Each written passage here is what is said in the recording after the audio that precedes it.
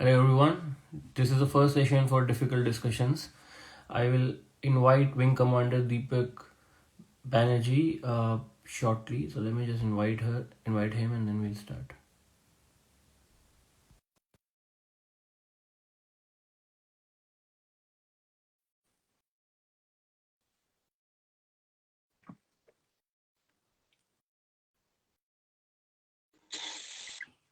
Hello, sir.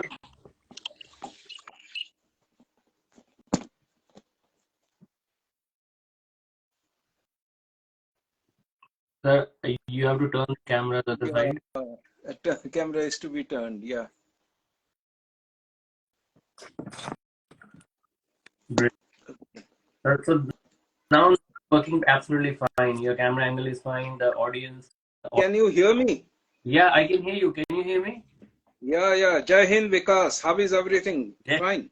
Jai. So thanks for uh, doing this discussion with me. So proud of your book coming out soon. Uh, so before we start, sir, tell something about yourself. Like, so you are on a very so what credit do you have to be able to write on such content? See, Vikas, as you know, I'm Wing Commander Banerji. I have worked in Air Force on Russian missiles and British aircraft Jaguars. Actually, see, I was in Kashmir for 4 years from 1980 to 84. That was not Okay. the intense militia days. Hmm. But what I witnessed there, it has etched deeply in my mind, because whenever we went out, they would always say, "Tum Hindustani, hamara mulk mein kyun aaya hai?" And even the vegetable vendors, you never used to give us vegetables. We had only one or two shops in the cantonment area. So with that impression, I knew, and I had also gone to Dras and stayed there for a few days. Dras is probably the coldest inhabitant place in the world, probably. Okay. And there also I met with people. In 80 to 84, there was nothing much outside, but inside everything was boiling. Right. So, so with that thing, I was always wondering how can such things happen. Then, in 2017, when General Bipin Rawat was army chief, he had said in an interview to ANI, Mhm. the Indian army is fully ready for a 2.5 front war. He Hmm. was referring to China, Pakistan, and the internal security threats. Right.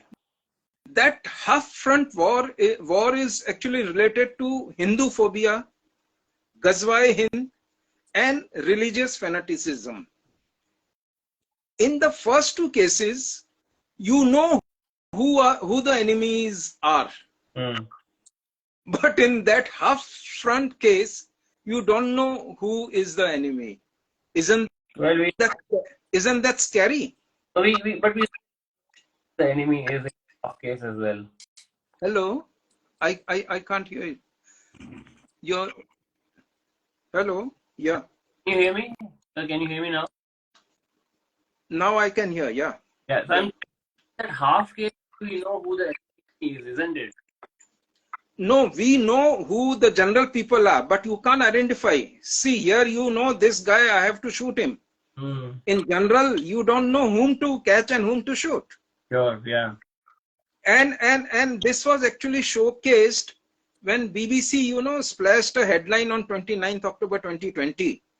It said, 3 killed in Islamist terrorist stabbing in Nice. Hmm.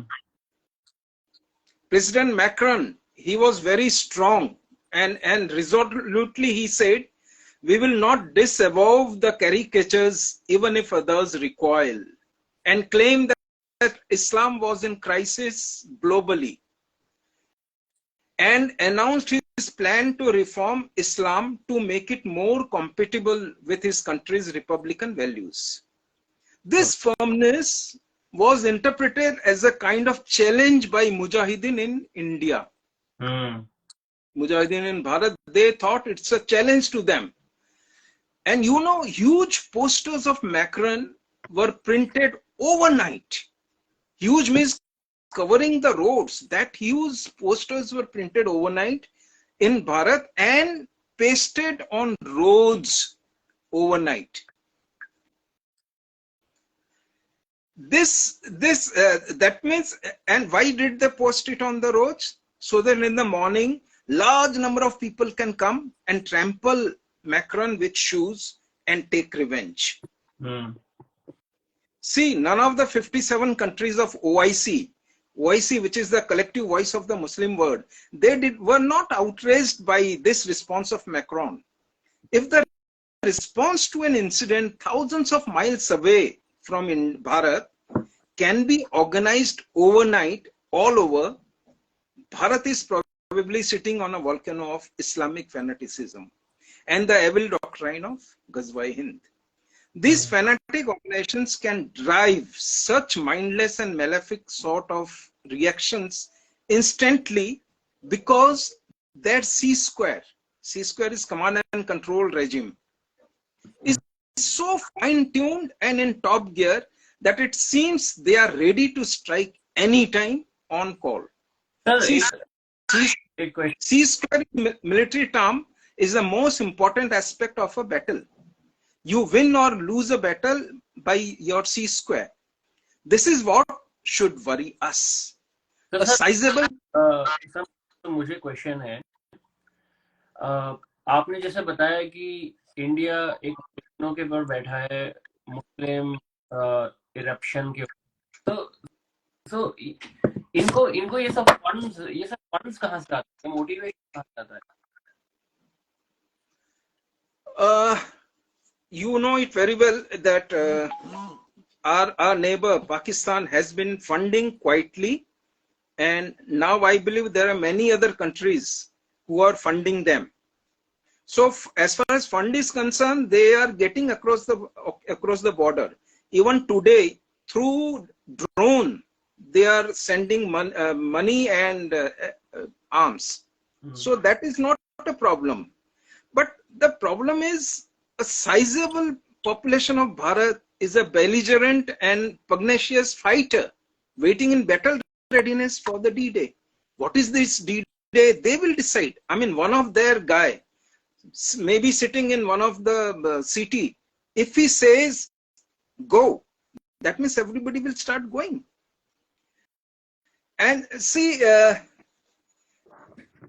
we know 9/11 of 2001, that was perhaps the most elaborately executed terrorist attack in the history.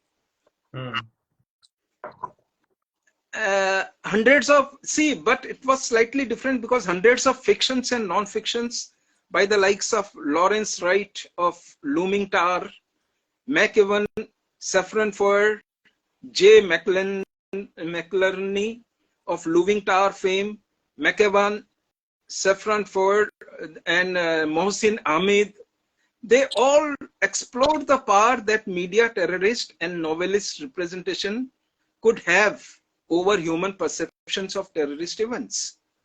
They also featured the development of a new yet pertinent theme within the context of post 9/11, one that probes the relationship between novelist, terrorist, and survivors. Don DeLillo's Falling Man and Mohsin Hamid's The Reluctant Fundamentalist did provide markedly different outlook on the impact of 9/11. They interrogated prevailing narratives and the Bush administration's ensuing war on terror as cultural trauma. But sorry to interrupt you there. So before we jump into the details of it, just simplicity, अगर कोई बहुत ही simple तरीके से बोलना चाहे, क्योंकि आपने बोला कि हिंदूफोबिया है, लेकिन अगर गजवा-ए-हिंद की बात हो रही है तो there are other religions as well, Christianity है, बुद्धिज्म है, सिखिज्म है, बहुत सारे अदर रिलीजन्स भी है, तो फिर हिंदूफोबिया ही क्यों? मतलब other Christian phobia, Sikh phobia क्यों, बुद्ध फोबिया क्यों नहीं? तो मेरा क्वेश्चन ये है, अगर आप सिंपल एक बार डेफिनेशन बताएं कि सबसे पहले तो हिंदू फोबिया क्या है, आपके हिसाब से what are the examples which you have seen, एक आपने फ्रांस का बताया अभी, but what are the examples which you have seen, and then how does that relate to गजवाई? तो एक बार शुरू से चालू करते हैं, let's start from the beginning, just See, हाँ। Oxford English Dictionary recognized Hindu phobia अच्छा। in mid 2021, okay. and they called it the dislike of or prejudice of Hinduism and Hindu. This is Hindu phobia. Hmm. But Australian Dharmic cultural studies scholar Sarah Louis, he had discovered the earliest use of this term in 1866.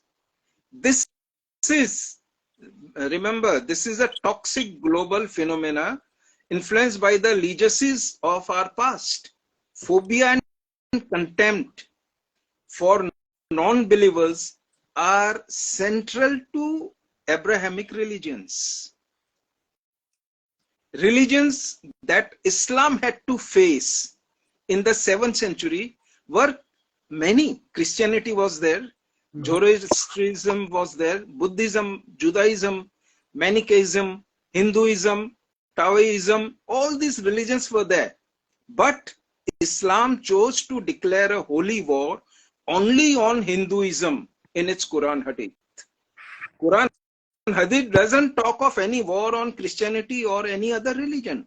It only talks of Hindu Gajwa-a-hind. And so Hinduphobia and paganophobia are central to the way the Abrahamic religions have defined themselves. Thus, Hinduphobia is actually commanded by none other than the author of Quran himself, because he has written in Quran. In the Quran, in Surah 9, At-Tawbah, Ayah 1 to 15, Shirk and Mushrikun, these are the two words often referred to as the enemies of Islam. Who are Shirk? Those who believe in God other than Allah. They are Shirks. And Shirk is the worst and most unforgivable sin in Mohammedanism, and of course includes everything that we believe in and practice. For example, we say that God has multiple facets. We say it can be worshipped through medium of icons, then and symbols. We believe in life after death. So all these things cover in that, under their hate and hatred. Now, if Islam, there is one more thing. They say Islam, Allah is the only God. But if Islam does not accept any other God, it means Allah is the only God in this universe. But if Allah is the only God, holding himself to be the supreme and forbidding the existence of other God, do you know, in Quran, Allah calls himself as Nahnu.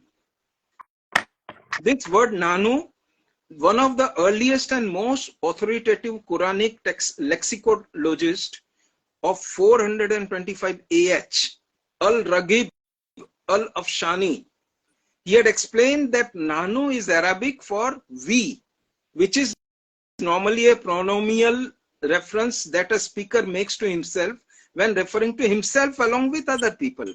So implicitly, Allah had also accepted the existence of other gods, but he never taught this to people. So implicitly, Allah had accepted existence of other god. What about us, Hindu? Hindu does not forbid existence of other religion. You know, in our Bhagavad Gita, chapter 9, verse 23, it says, Yepyanya devata bhakta vajante sraddhayanvita teipi mameva kaunteya yajantya vidhi purvakam. We believe in other gods, other gods being worshipped by other people. Now, Hinduphobia is widespread in Quran. Quran is not only talking about Islam, but it has devoted significant attention to condemning polytheistic religions like Hinduism. Like, Surah 3 verse 10 claims the kuffar are the people who do not believe in Islam, will be fuel for the fire, and there are many excerpts from the Quran that exemplify this type of hatred. So, sir, I have a question here. So, based on my limited knowledge of history, when Christianity was spreading after Jesus Christ, when Christianity was spreading, they also had these missionaries which were for converting Christianity. In fact, Christianity probably ruled more than Islam has ruled now. So, what Christianity in maybe 4 to 10 is what Islam is doing now. So, earlier they were doing their religion, now Islam is their. So, how are they different according to you? The whole difference comes in the commandment. In one case, it is a commandment by the God. God says, go and raid India. It says, holy war kariye Hind ke upar. God is saying this. That means, and God says, if you do this, you will be blessed by the God. That means, if I go and wage a war against India, I will get a place in heaven. This is simple. But it is not so in Christianity or in any other religion. Even Hindu Rajas, they did expand their kingdom. But it was not commandment of the religion that go and do this. Our religion has always said, do not go for violence. Always. But that religion tells them to go and do violence against non-believers. So this is the major difference. Buddhism भी आ गया, Sikhism भी आ गया, ये सबके लिए सबसे किसी भी रिलीजन में ये नहीं कहा गया कि आप नॉन बिलीवर को जाके मारिए. सिर्फ एक ही रिलीजन में कहा गया नॉन बिलीवर को जाके मारिए. ये सबसे बड़ा डिफरेंस है. और इसकी वजह से देखिए, आज अगर मैं जिहादी हूं, मेरे में मन में गिल्ट नहीं होगा, क्योंकि मैं तो अल्लाह के कहने के अनुसार जिहादी बना हूं और उन्होंने जो मुझे कहा मैं वो करने जा रहा हूं. बस मेरा एक ही पॉइंट बताता हूं कि नॉन बिलीवर में क्रिश्चियंस भी आ गए, हिंदू भी आ गए, लेकिन क्योंकि अपन अभी इंडिया के ऊपर फोकस कर रहे हैं, इसीलिए अपने फोकस में हिंदुइज्म और हिंदू के ऊपर आक्रमण हो रहा है. Is that a best assessment? नहीं, अगर देखिए, मैं आपसे कह रहा हूँ 7th सेंचुरी में ये लोग जिन जिन देशों के ऊपर चढ़ाई कर रहे थे या जहां जहां अपना साम्राज्य बना रहे थे, उनके बारे में तो उन्होंने कुरान में नहीं लिखा कि इसके ऊपर भी चढ़ाई करिए या उसके ऊपर करिए, क्योंकि उसमें रोमन कंट्रीज भी था जिसके ऊपर वो उन्होंने एक्सपांड किया था. बट वो उन्होंने कुरान में नहीं लिखा, ना बुद्धिज्म के बारे में लिखा, किसी के बारे में नहीं लिखा, बट सिर्फ हमारे बारे में लिखा. क्यों? अच्छा, आप जानते होंगे 7th सेंचुरी में जब इसी कुरान में हमारे देश के मेडिसिन के बारे में उन्होंने तारीफें लिखी है. इसका मतलब हमारा देश उस समय मेडिसिन में काफी उन्नत था. उन्होंने हमारे देश के क्या कहते हैं, वेल्थ के बारे में लिखा है. राजाओं के पास जो वेल्थ था उसके बारे में कुरान में लिखा है. That means they knew कि India has got lots of wealth and lots of medicinal value, and this may be one of the reason why they had hatred towards us, because we were in 7th century very powerful also, like we are planning to do now. We want to become a most powerful country in the globe. We were most powerful in 7th century, and this is all reflected in their Quran. They have said that India was like this, India was like that, so invade the India and bring. So sir, I think what we are establishing is, तो आप बोल रहे हो आप knowledge के हिसाब से, क्योंकि मुझे कुरान के बारे में, इस्लाम के बारे में नॉलेज नहीं है, फर्स्ट हैंड नॉलेज नहीं है. आप रिस्पॉन्सिबिलिटी के साथ बोल रहे हो कि कुरान में, हदीस में ये लिखा हुआ है कि इंडिया के ऊपर या हिंदुस्तान के ऊपर, भारत के ऊपर, जो नॉन भारत में जो नॉन बिलीवर्स हैं उनके ऊपर अटैक करके उनको कन्वर्ट करो या मारो, राइट? नहीं, नॉन बिलीवर उन्होंने हर एक नॉन बिलीवर को मारने के लिए कहा है, बट अटैक हिंद के ऊपर क्या है? गजवाए हिंद जो उन्होंने कहा है, that is a Holi red on India. तो sir They have not said any holy raid on any other place, but they have said those who are unbeliever, those who do not believe in us, you will kill them. They are the mushriks. ये command centre वाला जो approach है, C2C वाला जो approach आपने बताया, CC वाला approach जो आपने बताया, उसके एग्जांपल्स हैं आपके पास, एविडेंसेस हैं उसके पास, इंडिया में क्या हो रहा है, क्या हो रहा है, एग्जांपल्स हैं आपके पास उसके? एविडेंस ऑफ हिंदूफोबिया, यानी हम हिंदुओं को कौन हमें वो कर रहा है? देखिए, ग्लोब में अगर आप देखने जाएं तो न्यूमरस रीजन्स हैं जहां पे एविडेंस है occurrence of Hinduphobia and anti-Hindu sentiments. You know, as reported in City Media in September 21, City Media, a politically motivated event called Dismantling Global Hindutva. This was designed to malign the Hindu community, and this was organized by an anti-Hindu jamboree and supported by EU with a grant of 220,000 euro. Can you imagine? Can a responsible nation give grant for such purpose?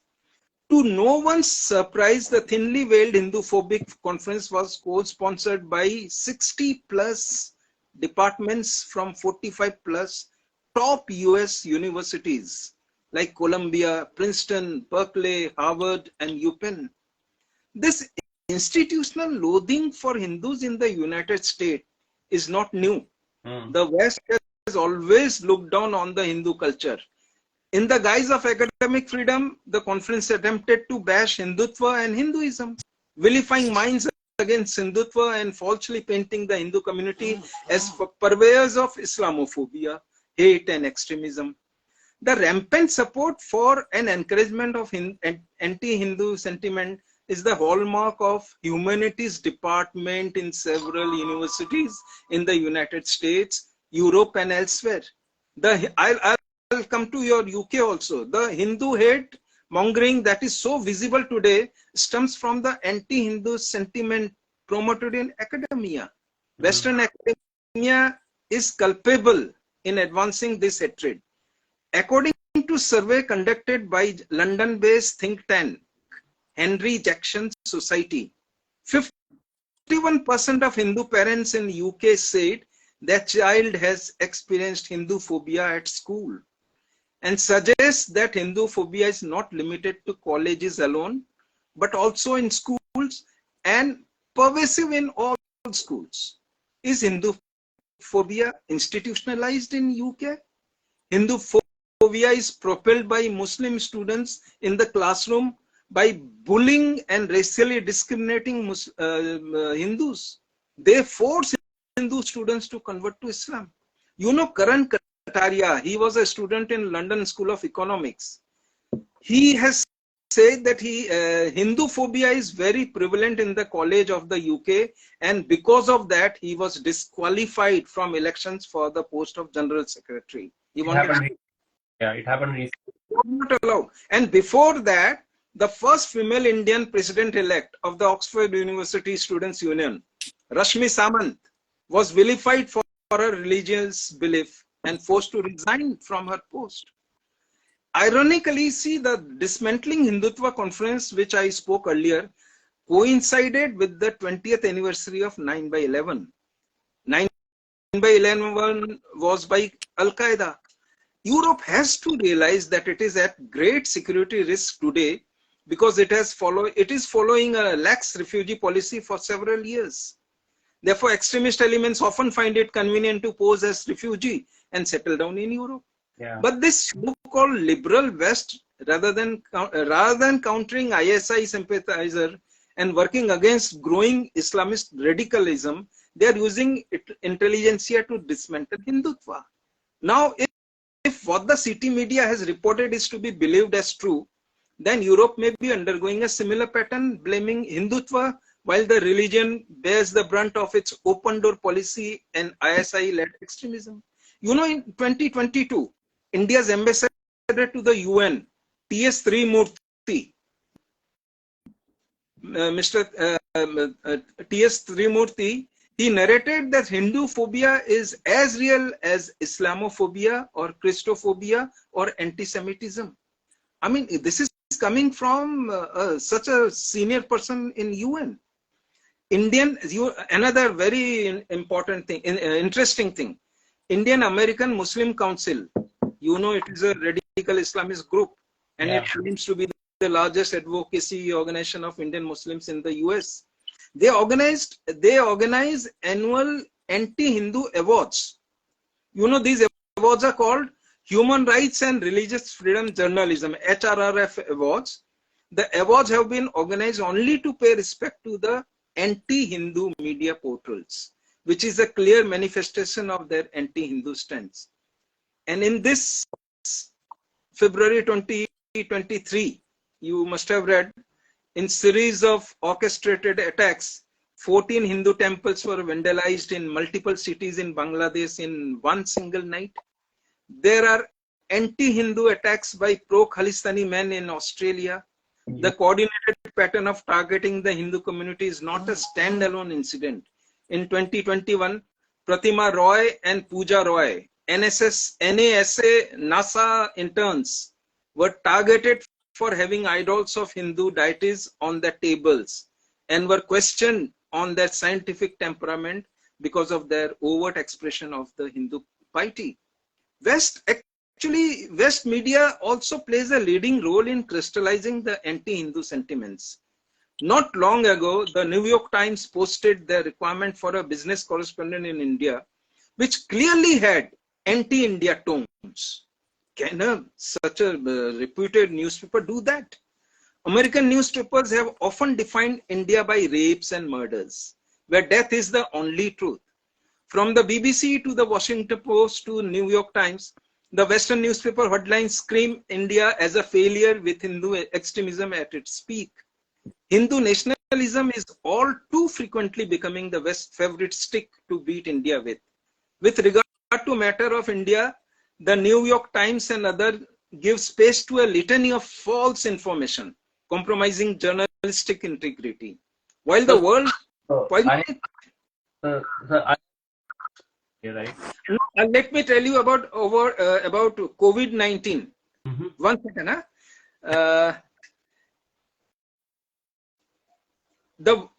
While the whole world was struggling with the turmoil of the COVID, the global media started pointing on their first page only images of pies and corpses and cremations and dead bodies for India. Okay. And the fact is NICEF congratulated India on reaching the remarkable milestone of administering 2 billion doses. 2 billion doses in 18 months in India. Also, India offered support to more than 150 affected countries in the form of vaccine, medical equipment, and medicines. But these things your Western media does not see. They only see something burning and something body falling somewhere. These sort of things only they see and report, and they try to create a bad image of India. You were saying something. Sorry. Carry on. See, recently the United Kingdom's national broadcaster, the BBC, aired a documentary, India, the Modi Question, against the two-time democratically elected Prime Minister.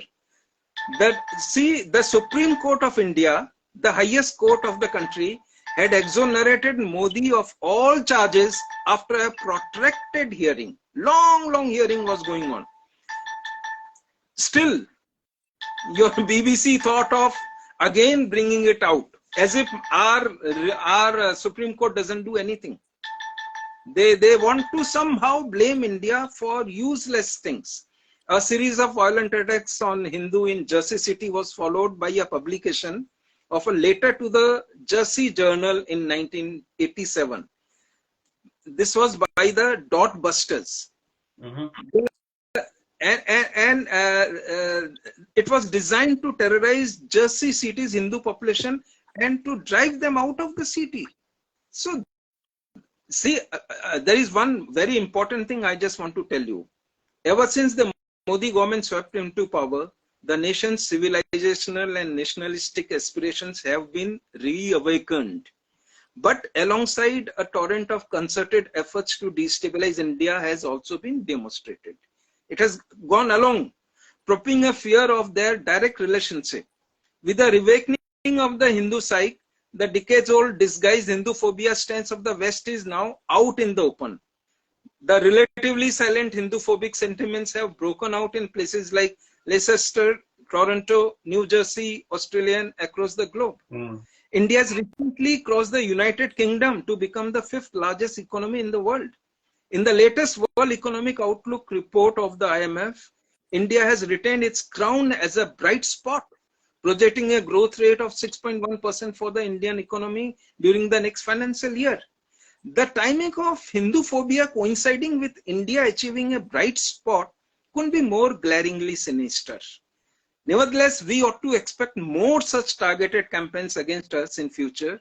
The global anti-Hindu forces are joined by a homegrown, small but influential cabal who have been politically orphaned after Narendra Modi's rise and are constantly fanning the anti-India narratives. As a result, Hindus in foreign lands are paying the price. An investigation by the New York Times has alleged that Indian news portal NewsClick is among organizations funded by a network tied to US-based pro-China millionaire Neville Roy Singham for pushing Chinese propaganda in India. Actually, our ED had in 2021 smelled the rat and searched NewsClick's premise as part of a probe into foreign remittance allegedly received by them. But the entire anti-India cabal started crying hoax and embraced the victimhood card. Now it is turning true.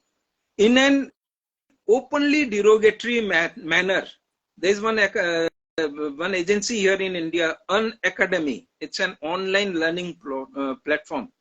They have been found sponsoring AIMS event that mocks Hindu culture and history. And this is happening in India. Really? So last year during the auspicious occasion of Ram Navami, Hindu procession in Karnataka, Gujarat, West Bengal, Jharkhand, Madhya Pradesh, everywhere they witnessed heavy stone pelting and arson by Muslim crowds. This is in tandem with the dismantling of the global Hindu clique. तो sir मेरा question है, आपने बताया Hinduphobia क्या है, आपने बताया जो वर्ल्ड वाइड एक्ट है जो भी चल रहा है वो सारा you told us, explained us in detail. You also linked it with Quran, Muslim. You did everything so far. Now, if you are aware of this, I'm sure the government and the agencies are also aware of this. That there's a global conspiracy happening. Everyone is out to get India. So the agencies will also know about this. So in that as well, why these issues are still दंगे बार-बार क्यों हो रहे हैं? Why is government able to control that? Can you repeat the last line? So why is government not able to control these radical elements?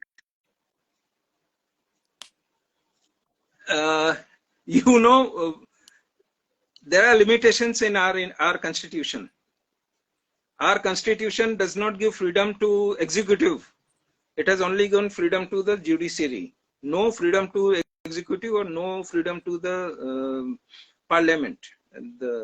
So they cannot, because for each and everything, now see this 370, which was so crucial for Kashmir's growth, most likely it is going to be cancelled by the Supreme Court.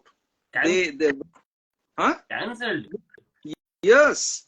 The see, this is the 11th day going on, Mhm. and in 10 days, whatever arguments they have carried out, they are more or less making up their mind. And most likely now, important thing like 370 will be flattened. So that means our government can hardly do anything on their own without being so cautious and so guarded. Saying that the 370 will be made null and 370 will be in Kashmir. They are going to say it is unconstitutional. Uh-huh. This is the wording they have been using. They say this is unconstitutional. Okay. No, I think we got this a little. So you are saying that the government is limited in administrative, but what about the police? What about the army? What about the intelligence agencies? What about them? Why can't they get a grip on that? See, they have to follow the path of law. NIA is conducting raids and finding out all links in different parts of India, right from Kashmir to Kerala. They are finding out links. Once you find out link, you put it in the court. Court is going to ask you who has told you and how do you know. No, uh, See, I certain initially you gave an example of France, where you said that an incident in France sparked an outrage in India, right? And overnight the posters were put of Macron. People were going, burning the posters, slapping with them with slippers.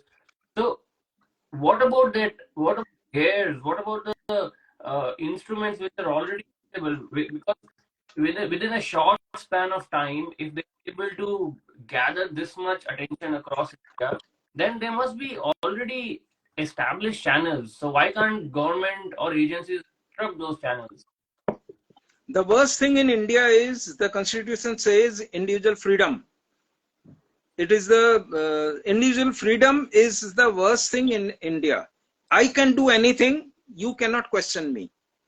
That freedom is a fundamental right of an Indian. No, but And freedom is not a bad thing, so right? it is his freedom to paste photograph. It is his freedom to gather there, unless he creates problem nationally. Unless he does that, I mean, I'm telling you, so many cases are there where NIA has found out link of individuals with this foreign extremist groups.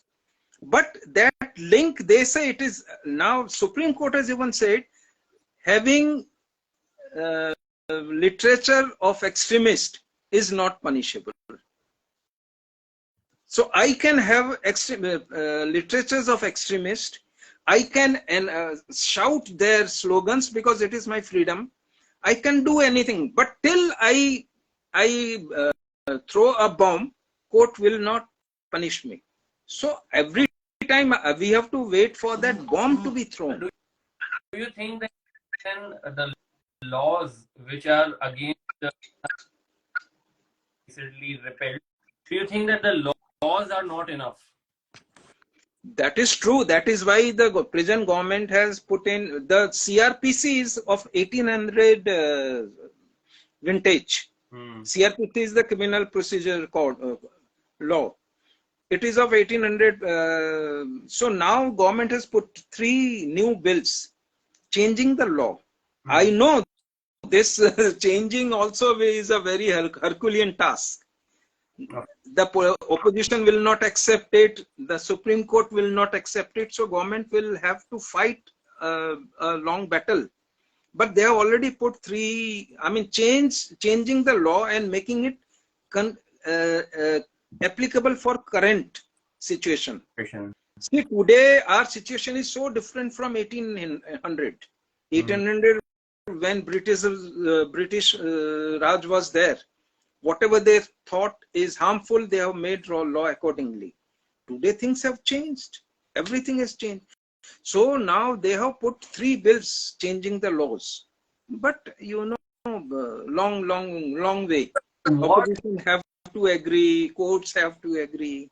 So, sir, you are writing a book on this subject. It's a fictional story, or is it more non-fiction? You have to repeat your So, question, please. the book which you are writing, is it a fiction, non-fiction? Is it a Fiction book, non-fiction book? can you once again repeat, because your voice is can you please Yeah, repeat it once? no problem. Can you hear me? Can you hear me now? It is, I Breaking. mean, Sorry about that.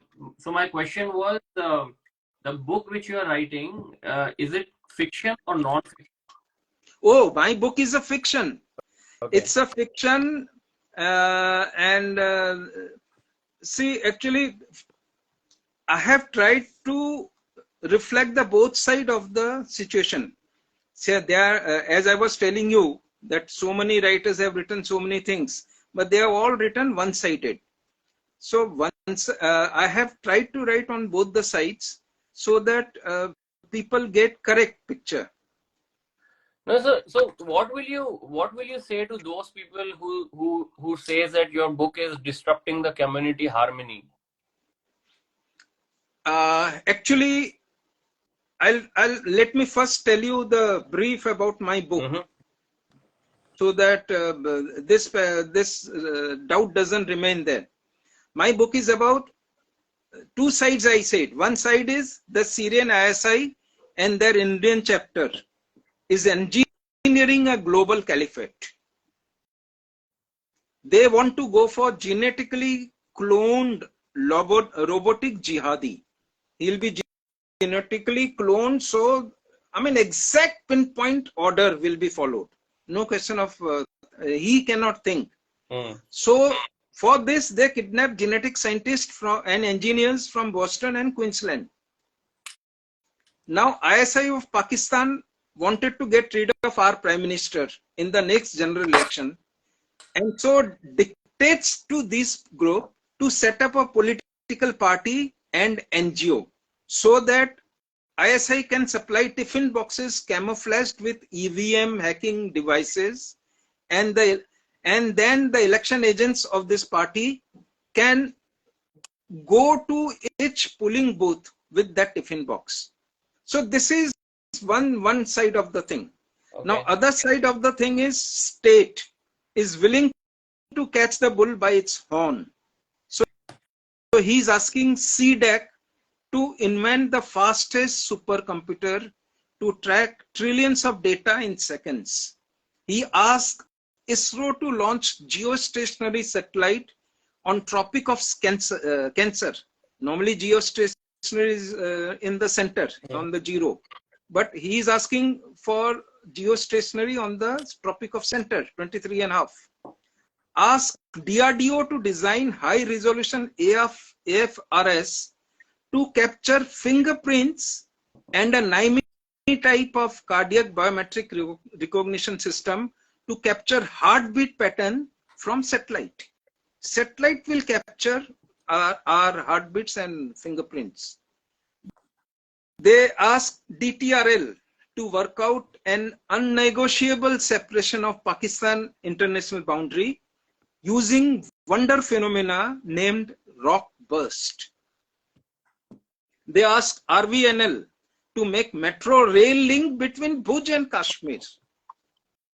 They ask NCTIS of IIT Bombay to design a technology to deny underground mapping rights to DARPA. DARPA is the US Army's technology to pay metro rail link from in the Kashmir area.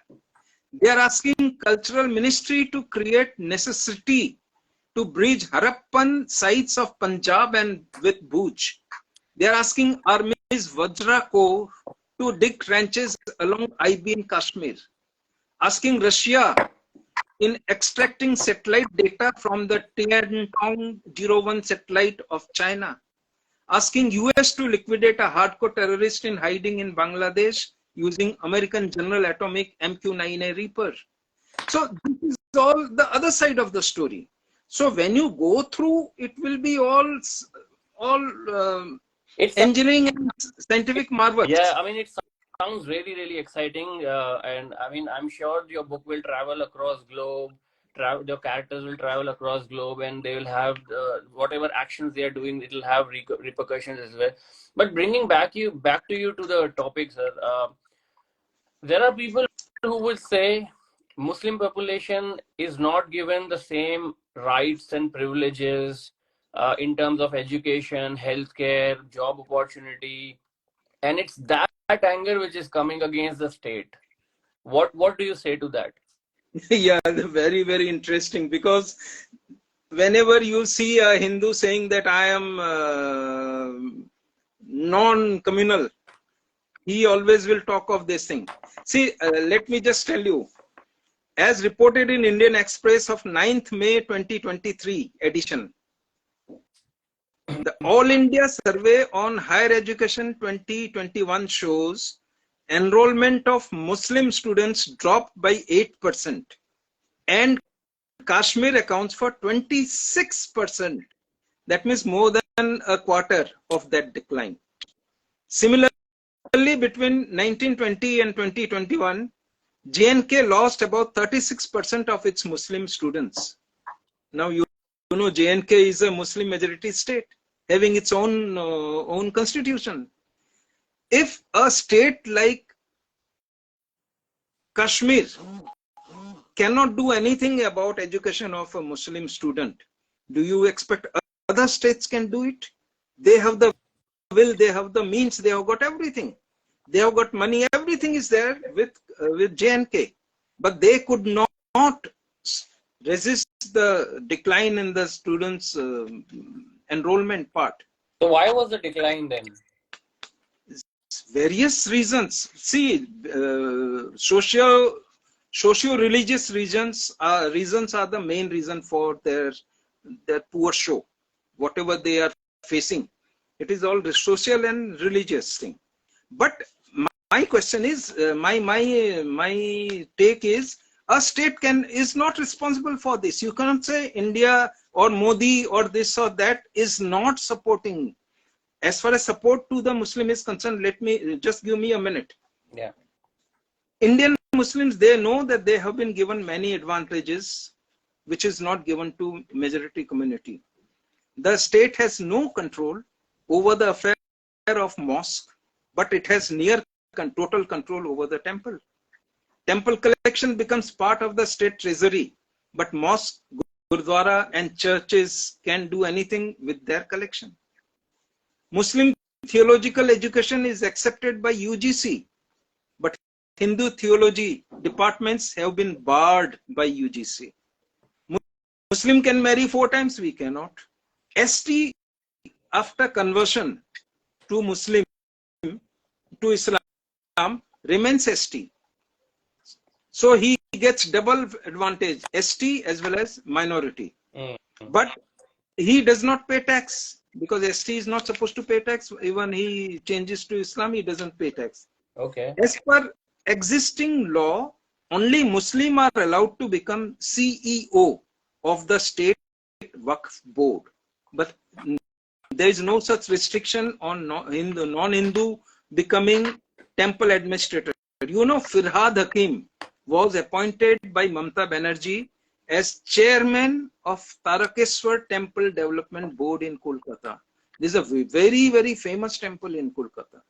He was made only Muslim enjoy personal law, which is a codified law and is governed by the Muslim law of Sharia 1937. Educational institutions run by minorities are exempt from 25% reservation of the scheduled caste and scheduled tribes.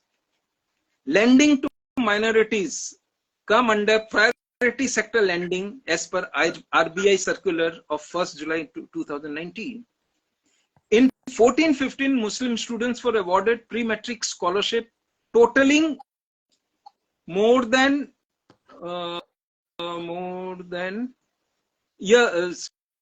see, pre-matric scholarship was 1,129 crore, post-matric was 501 crore, professional courses were 381 crore.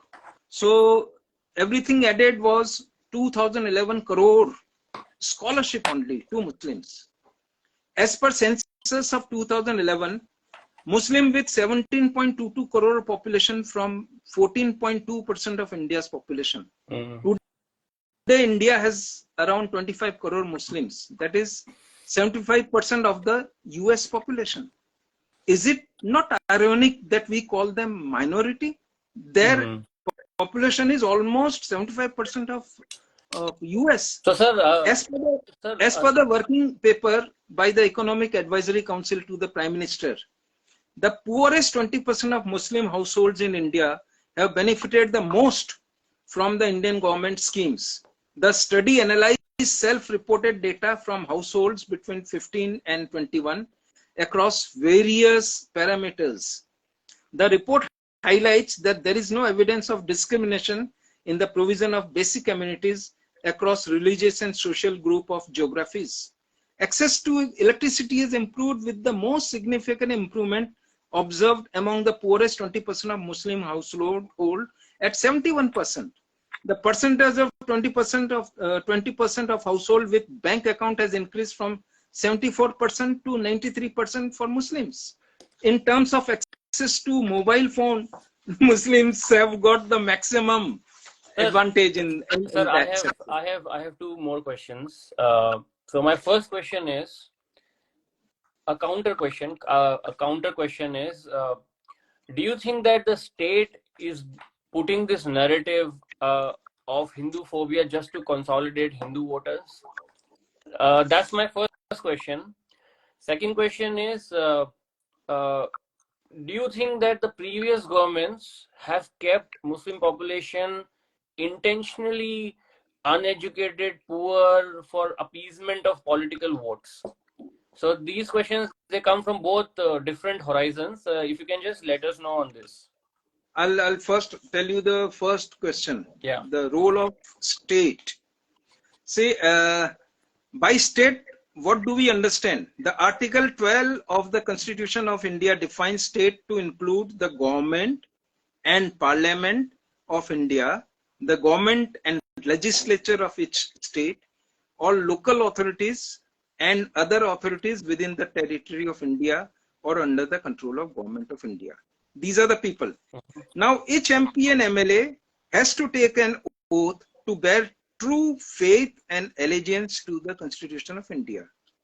Can a state or union cabinet made up of MPs and MLAs go against the Constitution?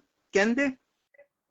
They can. Article 29 mandates that no discrimination would be done on the ground of religion. Article 15, 1 and 2 prohibit discrimination against citizens on ground of religion. So, sir, sorry to interrupt. See, what you are giving me as an answer is what is written in law. But what my question was more coming from, not law. So it's also written in law that one should not steal, one should not kill. It must be written somewhere that these are all illegal activities. But people kill, people steal. What I'm saying is, in order for Hindu vote consolidation, is it the narrative by the political parties? Okay, let's not call it state. Let's call it a political party. So do political parties do these activities to consolidate vote base, either Muslim vote base or Hindu vote base or Christian vote base, whatever vote base? Do they play on religious sentiments? I think that was my question. We need not restrict ourselves to religion. Political parties have to muster support of a group. That group can be a caste, that group can be a religion, that group can be a social status. They have to, that is their role. Role of the political party is to gather support. Now, if I am taking support, if I am taking support of Sikhs, it is my political role, political duty. If I am taking support of Muslims, it is my political role and my political duty. So political groups have to do their duty. We cannot question that. It is their freedom to do support, garner the support. And this is what they are doing. No, but in order How do we to, no, but sir, in order to get support from one group, are they not vilifying the other group? No. See, I am supporting Yadavs. I am supporting Muslims. I am supporting Sikhs. I am supporting South में क्या groups are, so many groups are there. I am supporting. Yeah. I am supporting them so that they en bloc vote for me. So in that, because they are around 20% population, I seek their support. I am taking their support. Now Hindus are 79%, so I cannot, it is not a small group which I can take support. I can mobilize a group, not the mass. How do I mobilize the mass? Yeah. So I can mobilize Muslims, I can mobilize Sikh, Buddhist, Jain, or caste, Hindu, Brahmin, this, that, Kshatriya. But Hindu is a majority, mass. How can you mobilize the mass? So, okay, let me ask you another question then. So, if you have these views that this is what is happening, Hinduphobia, Gajwa-a-hind, global conspiracy, everything is happening, then what is stopping every Hindu to believe that? Why doesn't every Hindu believe it? This is a very interesting question. This is why actually Savarkar had known this. You know, Savarkar, you may or may not like Savarkar, but then Savarkar was one of the freedom fighters. Veer Savarkar, he was a visionary. He had foreseen that a large number of Hindus would oppose Hindutva if ever the Hindu Rashtra tries to raise its head. What he had said, you know, I'm not afraid of Muslims. I'm not afraid of Britishers. I'm afraid of Hindus against Hinduism.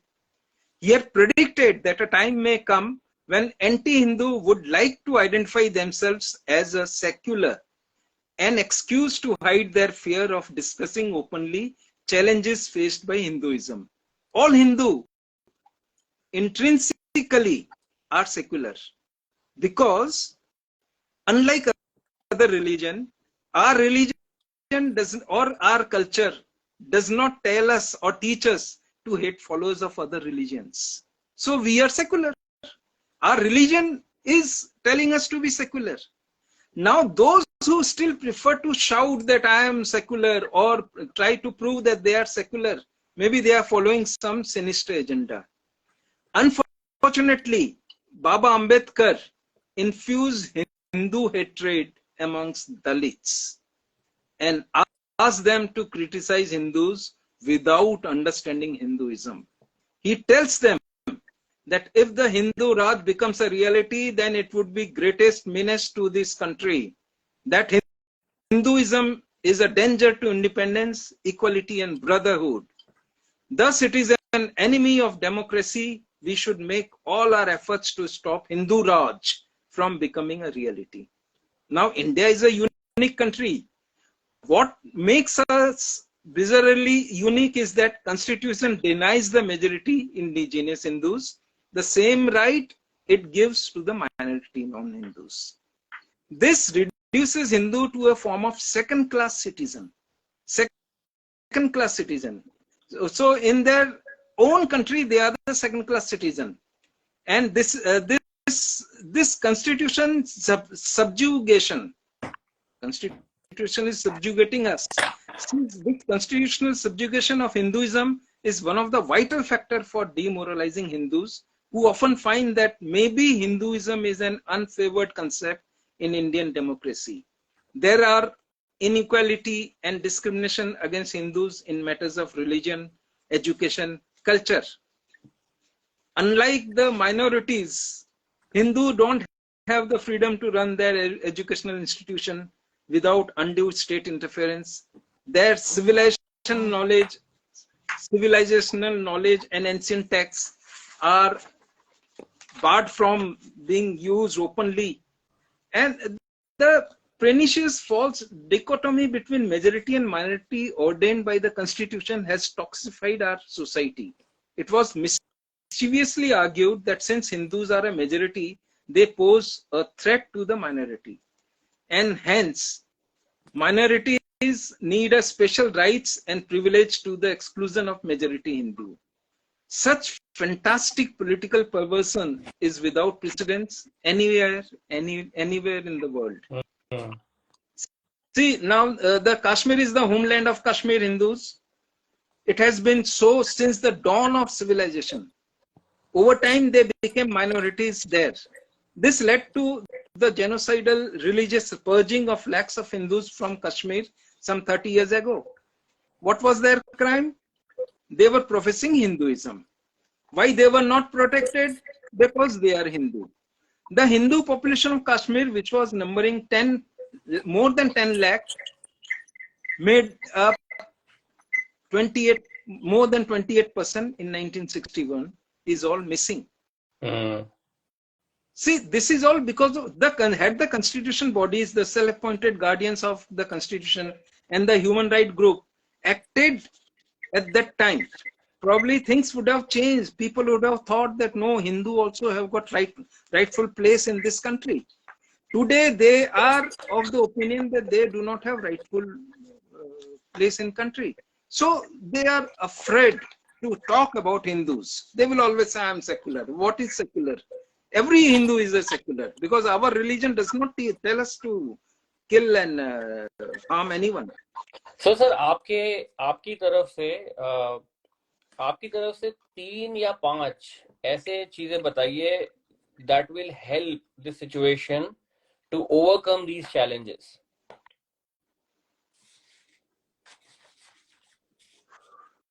See, this is not a localized phenomena. Had it been localized, maybe of West Bengal or India, we could have thought of something. This is a global phenomena. Globally, they see that there are two things. One is Darul Islam. Darul Islam is, it is the Raj of Islam. And when there is Darul Islam, there will be Sharia law. Sharia law is advantageous to Muslims because, as per Sharia, if if I'm guilty, if I'm Muslim, the court will punish me with 1 lakh rupees. If I am Hindu, it is 16 times more. I will be punished with 16 lakhs rupees. So Sharia law is good for Muslims. Sharia will come only if there is Darul Islam. Darul Islam means you make the world Islamic. Mm-hmm. And it is going to happen in your Europe. The first country to become Islamic would be Cyprus, the very first country, and it's Wow. Yes, Cyprus is going to be Muslim majority country with Sharia law, and Pew has made a projection of which all countries and when will they turn into Islamic.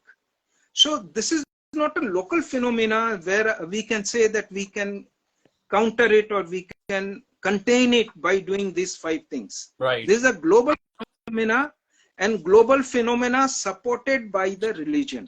If my religion tells me that you go and do this, if I'm a true religious man, I will go and do it. And there are many Muslims who are true religious, so they will go and try to do it. And they are not doing in India, they are doing it everywhere. We are only worried because their religious book has said, Gajwa-a-hind, go and raid India. But that is why we are more bothered. But whole world today should be bothered. Although they are opening up their borders for refugees. These refugees, like in what happened in France recently, they have got 7% Muslims. India has got at the moment around 20%. If 7% Muslims could burn Paris and other parts of France, they literally burned. What can 20% do in India. So this is a universal problem. I mean, we So cannot are you localize saying, it. sir, are you saying that there's no solutions? We should all just suffer, sit back and suffer? There is no solution to this. See, the projection is the population growth of Islamic people is much faster than others. We normally have one or two kids. They have got 4 wives and 3 to 4 with each. So the population is going to surpass. Islamic population is going to surpass all others. So do you think that? So do you think that in 50 to 60 years or maybe 100 years, India will become an Islamic state? India will take slightly longer. Slightly longer. The Pew has done the projections at the moment. It is not handy with me, but as per that, they have told about European countries and about India. We are safe for at least 150 years. After 150 years, their number will be quite significant. Then they can create a problem. Okay. So let's do one thing, sir. Now we have gone. We have discussed this very serious topic, and the tone of the discussion has become quite serious. So let's do a rapid fire round. What do you say? I'll ask quick questions, and you have to like quickly respond on that. My response cannot be quick at my age. You know my age. So So you are an Air Force wing commander. Your response will be better than my response at my age. Your response will be better at your age. At my age. Yeah. So better than my response at my age because you are a wing commander. No, so okay. Let me start this question. So you have to be like really quick. Yeah. No, I can't be quick. I am telling you. See, I'll take. Okay. Try to be as quick as possible. Okay. These are like yes and no question. Yes and no question. So 2024, Modi or India? India Alliance. I don't call them India. I call them. They are India Alliance. Yes, India Alliance. India Alliance. Actually, it will be an unfortunate thing for India because Lalu Prasad will be the Prime Minister. Okay, so in 2024, Modi or India Alliance?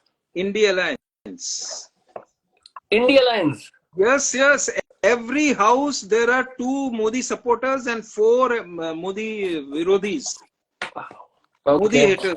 I'm seeing every house. If India Alliance comes, then this our discussion will get pushed back quite a lot, and the other agenda will come in the forefront again. It will be doomsday for India. The way India is progressing as on date. It will be doomsday for India, but Modi cannot come back unless there is only one hope. If Modi attacks and takes small portion of POK, because Pakistan at the moment is quite weak. Yeah. So if he attacks sometime in 24 January, February, and takes a small portion of POK and holds it till June, July, when the elections are there, he will 100% come back. Okay, so next question, sir. Next question, UCC, yes or no? UCC, Uniform Civil Code, yes or no? It should come, but will not come. It will not come. Code, no. See, Article 44 clearly states that Uniform Civil Code should be there. UCC should be there. Our articles, the Constitution is saying, but it will not come.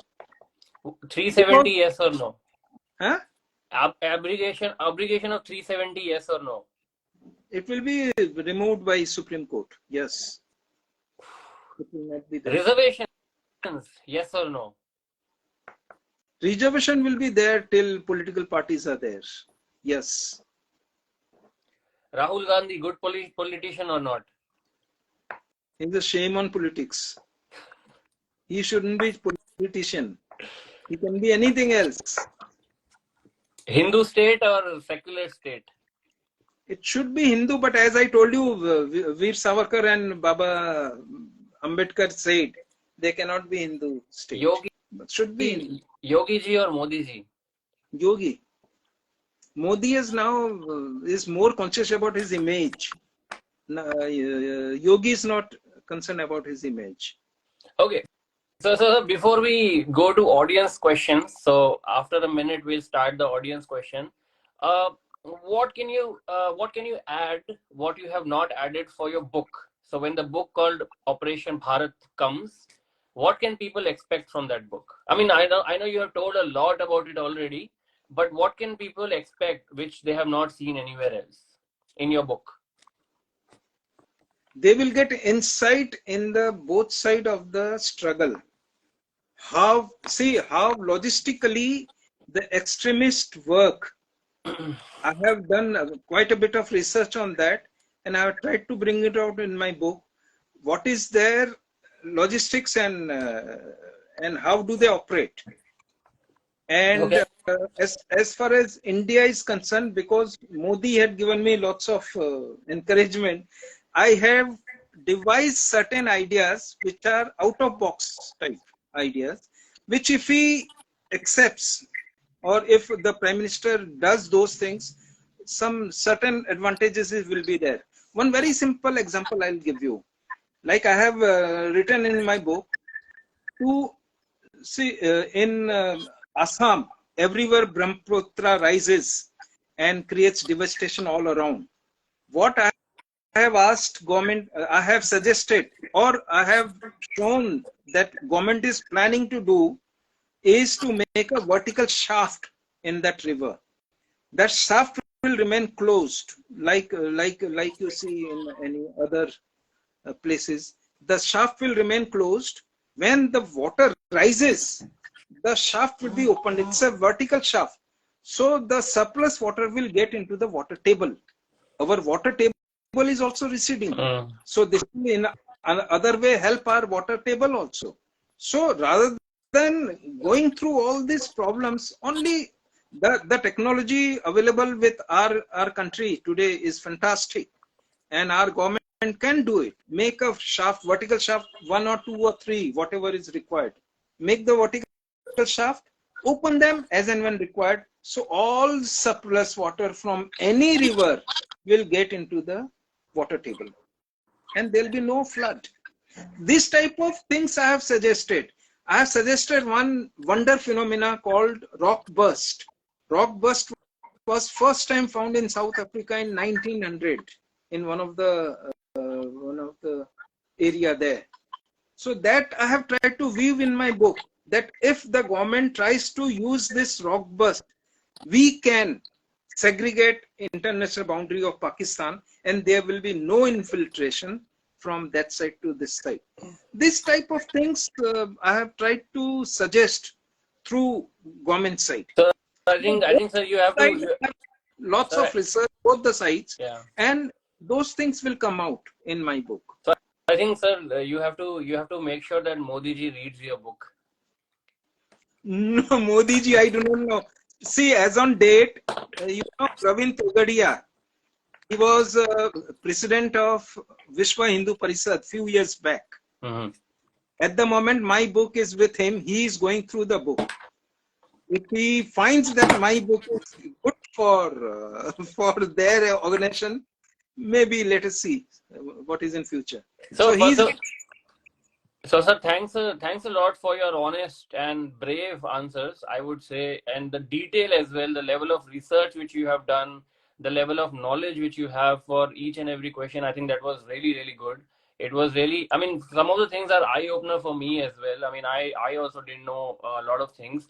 So, thanks a lot for joining this session, spending time with me. We'll just go to the audience now. So, if anyone has any questions which sir can answer, I think that would be really good. So if thank you, anyone, Vikas. Thank you, Vikas, for this opportunity. Okay, we'll wait for if there is any question. yeah.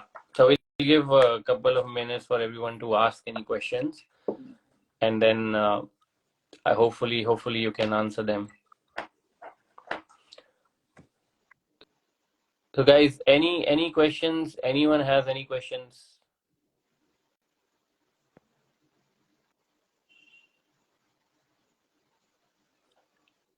And it looks like, sir, I think you have answered all their questions. Okay, that's fine. Okay, thanks a lot, sir, again, and we'll connect. We'll connect offline. Thank you. Bye. Bye. Thank Thanks you. everyone Thank for you. joining. Thank you everyone for Thank joining as you well. very much. Very much. Thank you. Thank you. Thank you.